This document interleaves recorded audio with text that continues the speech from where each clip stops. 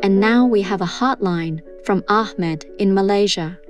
Saya mengalami suatu visi dalaman yang luar biasa banyak tahun yang lalu. Terdapat seorang guru yang bertongkat dan kami berbual-bual di tepi perigi. Kemudiannya, dia menyentuh kaki saya dan suatu arus mengalir di dalam kaki saya, menaik ke badan dan mata ketiga saya, lalu meletup dengan suatu letupan besar. Saya dapat lihat dengan jelas bahawa saiz badannya kecil, berjanggut putih panjang dan memakai jubah putih. Kemudiannya, dia membawa saya kepada seorang lagi guru yang duduk di atas tikar. Pada malam berikutnya, saya merasai suatu sedutan dan saya ditarik ke atas pada kelajuan supersonik. Suara seorang lelaki menggemakan nasihat atau arahan kepada saya.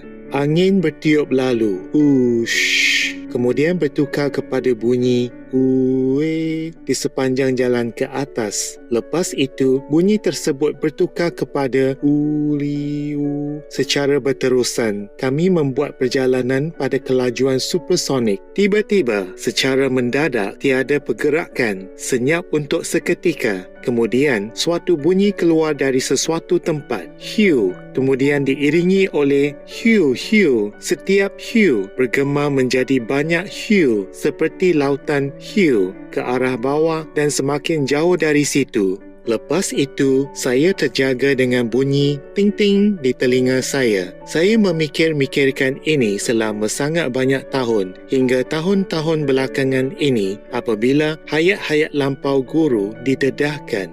Saya menyedari bahawa guru yang bertongkat itu ialah guru Sawan Singh. Saya amat berterima kasih kepada guru atas visi dalaman ini. Terima kasih. Ahmed dari Malaysia. Serene Ahmed, our appreciation for your Heartline. You are blessed to have such a spiritual experience. We thank the Masters for showing us the path to transcend the three worlds. May you and tropical Malaysia bask in the glory of Mother Nature. Supreme Master TV Team. P.S. An inspiring message from Master awaits you. Joyous Ahmed, thank you for faithfully continuing the right path home, which is good for you, good for your loved ones, and good for the world. Divine knowledge unveils itself to the true seekers of Allah. With the guidance of a real master, the consciousness of humankind can be elevated if the masses are willing to follow a virtuous way of life. Enjoy your soulfully rewarding spiritual journey. May you and the kind-hearted Malaysian citizens rejoice in heaven's grandeur. A big hug and much love to you.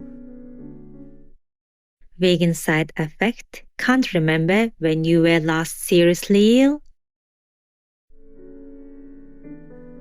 We welcome your Heartlines, stories, and/or cute, loving animal people clips. Please send them via suprememastertv.com/Heartline.